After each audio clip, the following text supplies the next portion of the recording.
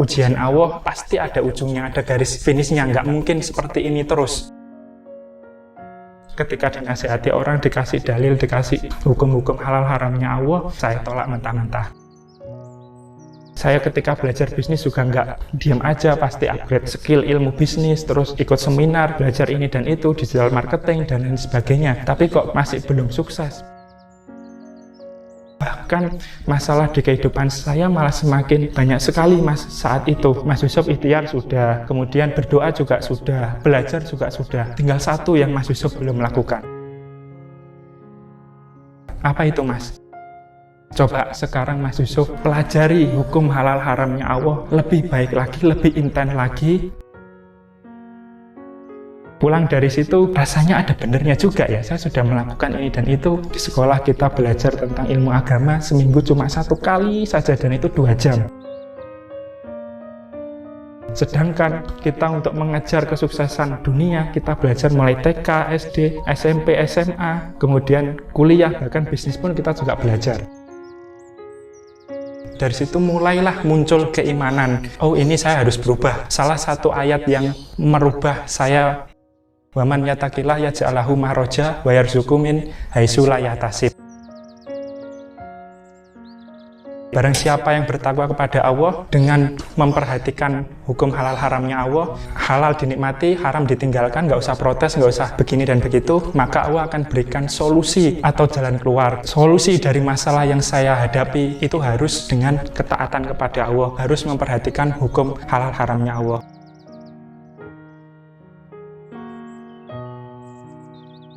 Pada saat itu istri masih bekerja di bank, itu juga ada konflik sebelumnya untuk resign. Akhirnya saya putuskan dengan yakin banget, istri padahal posisi saat itu sudah manajer dan saya kondisi masih di bawah. Allah memang kalau memberikan kebaikan ketika kita sudah finish dari tahap ujian, kita sabar bisa sampai garis finish, Allah memberikan plus banyak. Justru yang saya dapatkan sekarang melebihi dari gaji yang sudah didapatkan istri.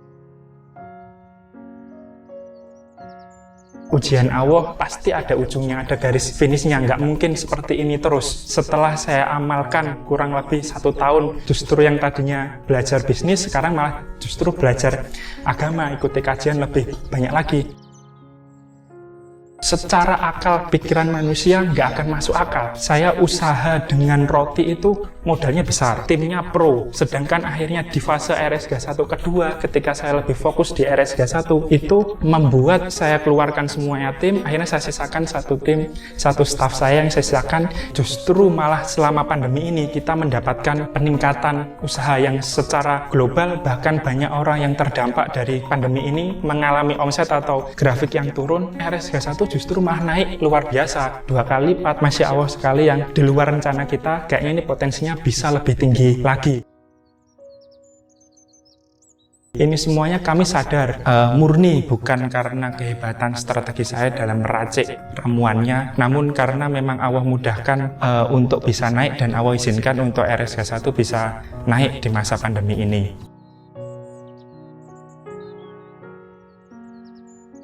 Ketika di fase saya sudah mulai berhijrah, saya coba mulai untuk muhasabah diri. Ternyata saya lihat masalah yang saya hadapi itu nggak masuk akal semuanya. Sehingga saya berpikir dan tahu jawabannya, harusnya solusi dari masalah yang saya lakukan ini juga jawabannya nggak masuk akal juga semuanya. Itu yang mesti kudu saya lakukan.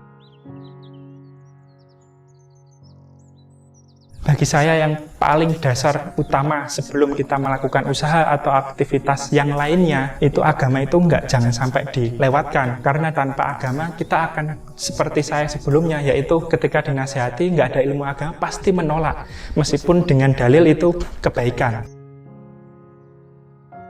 Setelah fase berhijrah atau mulai belajar agama, mulai menyibukkan diri dengan ketaatan kepada Allah, itu justru semuanya seperti ngalir aja. Saya nggak pernah untuk merencanakan ide begini dan begitu, sama sekali nggak punya. Tiba-tiba ada ide aja, tiba-tiba ada orang datang aja. Padahal sebelumnya ketika saya kuliah itu saya benar-benar orang yang harus menerapkan yang namanya bisnis plan, marketing mix, semuanya harus diterapkan semuanya. Ternyata pada kenyataan bikin roti, bikin bisnis yang lainnya, menggunakan bisnis plan yang seperti itu justru nggak proven, justru malah itu ambiar banget.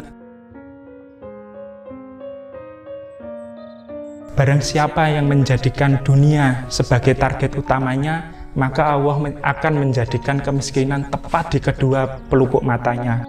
Dan barang siapa yang menjadikan akhirat sebagai target utamanya, maka Allah akan penuhi hatinya dengan kekayaan. Itu nangkep banget. Oh ya, berarti saya selama ini kesalahan saya ada di sini.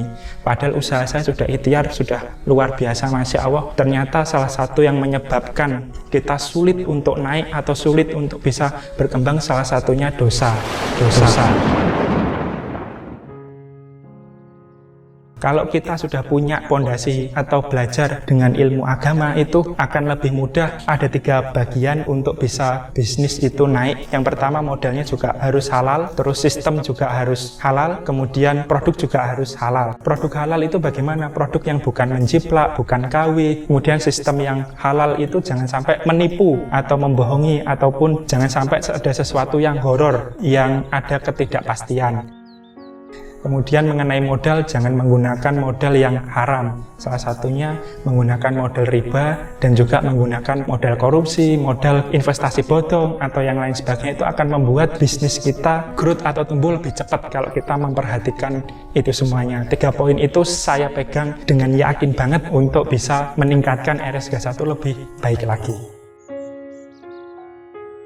Perubahan algoritma di dunia online itu sangat luar biasa cepat banget, membuat kalau kita nggak siap dimakan kompetitor yang lainnya. Makanya beberapa saya ingat juga kata-kata Jack Ma, yaitu anak muda itu terutama di usia 25 harus juga lebih siap menghadapi perubahan. Orang lain siap menghadapi perubahan 1 menit lebih siap, kalian harus bisa 1 detik lebih siap menghadapi perubahan yang terjadi.